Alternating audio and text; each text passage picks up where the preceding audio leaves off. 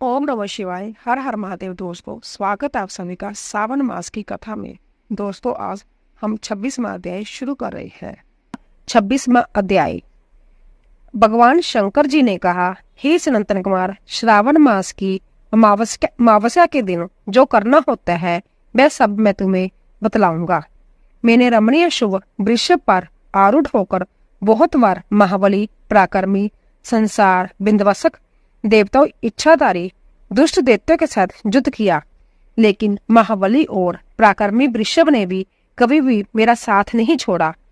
अंधकासुर युद्ध में दैत्य ने वृषभ के शरीर पर तीव्र आघात किया, जिससे उसकी देह छिन्न भिन्न होने से रुधिर बहने लगा और केवल प्राण मात्र ही बच पाए। इस अवस्था में भी जब मैं दैत्य को मारने चला तो भी उसने मुझे नहीं त्यागा। मैंने उस नंदी ईश्वर के पराक्रम को देखा और अंधक दैत्य को मार डाला। मैं अब अधिक प्रसन्न हूँ। मैंने नंदी से कहा, हे सुवृत, तेरे काम से मैं संतुष्ट हूँ। तू मुझसे वर मांग। तेरे वर्ण अच्छे हो, निरोगी, बली हो, तुम्हारा पहले से अधिक रूप वीर्य बढ़े। तुम इस समय जो जो वर मांगोगे मैं अश्वमेव तुम्हें दूंगा। नंदी ने कहा, हे देवादिदेव, हे महेश्वर, मुझे कुछ नहीं चाहिए। आप मुझ पर प्रसन्न हैं, इससे बढ़कर और क्या होगा। भगवान, फिर भी मैं संसार के उपकार के लिए याचना करता हूँ। आज श्रावण मास की अमावस्या है। आज के दिन मेरा कामधेनु सदृश जन्म हो। इस अमावस्या को और भी वर दे, जिससे कि इच्छित वर प्राप्त हो। भक्ति द्वारा प्रत्यक्ष गौों तथा बैल का जो पूजन करे, गेरू आदि धातुओं से उनकी देह को विभूषित करे, सिंगों पर चांदी सोने के पत्थर मढ़ाकर विभूषित करे, दोनों सींगों में रेशम के गुच्छे बांधे, चित्तर विचित्र नाना रंगों के सुंदर कपड़े से पीठ को ढककर कंठ में सुमधुर शब्द करने वाले घंटे को बांधे, दिन के 8वें हिस्से में गांव के बाहर ले जावे तथा शाम को फिर गांव के अंदर ले आवे। जो मनुष्य गौ बैलों को खली, बिनोले आदि नैवेद्यों तथा नाना प्रकार के अन्नों को समर्पित करेंगे, उनके जहाँ गोधन की वृद्धि होगी। वह घर जिसमें गौ नहीं होती शमशान के तुल्य होता है। वह इसीलिए कि पंचामृत और पंचगव्य को रस के बिना नहीं बनता और गोमेय के बिना घर का समृजन नहीं होता, क्योंकि चींटी आदि जंतुओं का वहाँ उपद्रव रहता है, जहाँ पर कि गोमूत्र का प्रोक्षण नहीं होता। हे देवदेव, हे महेश्वर, गोरस के बिना भोजन का क्या रस है। हे सुरोत्तम, यदि आप मुझ पर प्रसन्न है तो इतने बार मुझे दे डालिए। इस तरह नंदी की वाणी सुनकर मैं अधिक प्रसन्न हो गया।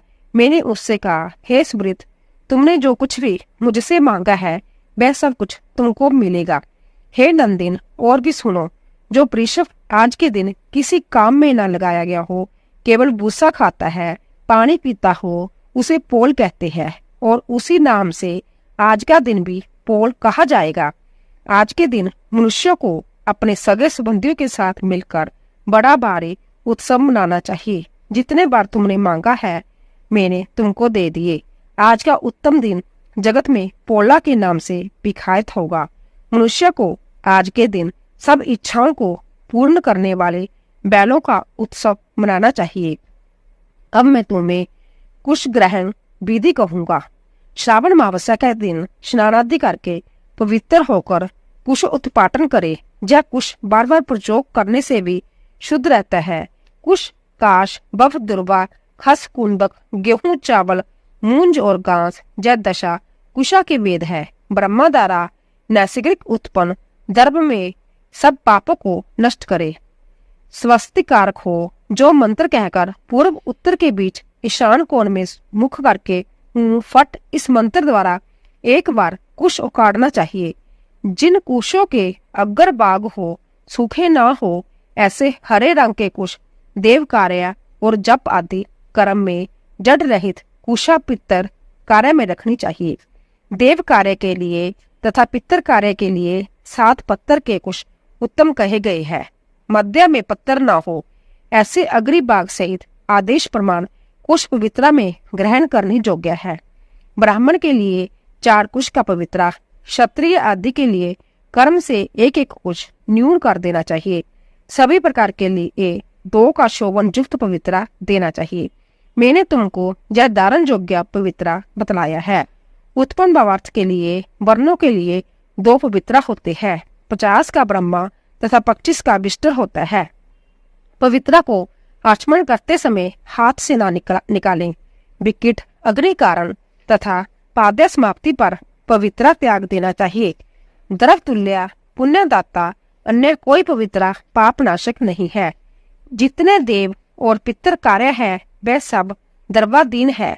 अमावस्या के दिन ऐसे द्रव्यों को स्वीकार करना चाहिए। वह द्रव कभी बासी नहीं होते।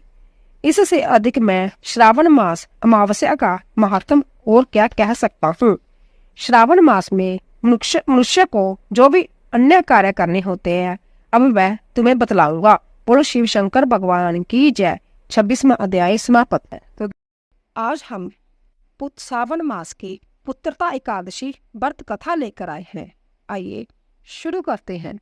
श्री धर्मराज युधिष्ठिर ने भगवान श्री कृष्ण से कहा, हे केशव, अब आप मुझे श्रावण माह के शुक्ल पक्ष की एकादशी की कथा सुनाइए। श्री कृष्ण जी ने कहा, हे युधिष्ठिर, अब आप श्रावण माह के शुक्ल पक्ष की एकादशी का व्रत तथा महात्म्य श्रवण करो।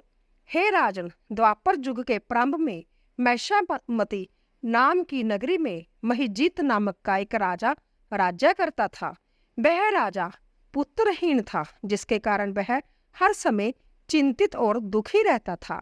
उसे अपना राज्य दुखदायी प्रतीत होता था, क्योंकि पुत्र के बिना संसार में इस लोक और परलोक दोनों में सुख प्राप्त नहीं होता है। इधर पुत्र की चिंता सता रही थी और उधर राजा की वृद्ध अवस्था दिनों दिन बढ़ रही थी।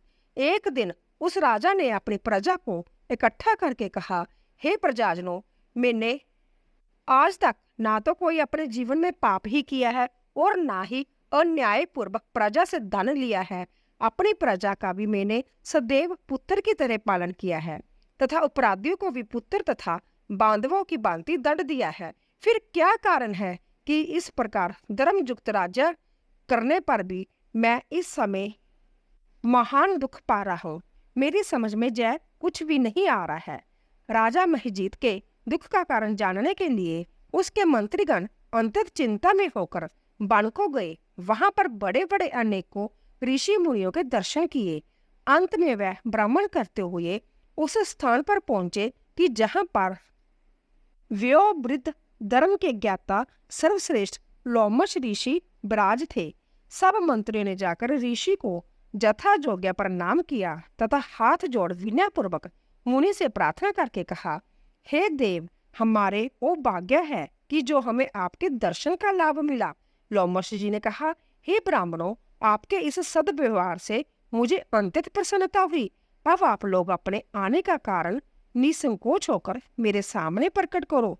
यह सुनकर सब लोग अति प्रसन्न हो कहने लगे, हे महर्षि, आप हमारे कार्य को तथा हमारी बातों को जानने में ब्रह्मा से भी अधिक समर्थ हैं। अंततः आप हमारे संदेह को दूर कीजिए। हम लोग मैषामती नगरी के राजा महिजीत के मंत्री हैं। हे मुनि, महिजीत राजा अंततः धर्मात्मा तथा प्रजा का पुत्र सम पालन करने वाले नीति निपुण है, किंतु फिर भी वह संतानहीन है, जिसके कारण वह अति दुखी रहते हैं। इसी कारण हम भी उनके इस दुख से अति दुखी रहते हैं। अंत्य, हे मुनि, हमारे राजा के कष्ट को दूर करने का कोई सरल उपाय अवश्य बताइए। प्रजाजनों की बात सुनकर लोमश ऋषि ने कुछ क्षण के लिए नेत्र बंद करके राजा के पूर्व जन्मों का विचार किया। विचार करने के पश्चात ऋषि ने कहा, हे ब्राह्मणों, यह नृप पूर्व जन्म में अंततः निर्धन तथा बुरे कर्म करने वाला वेश्या था।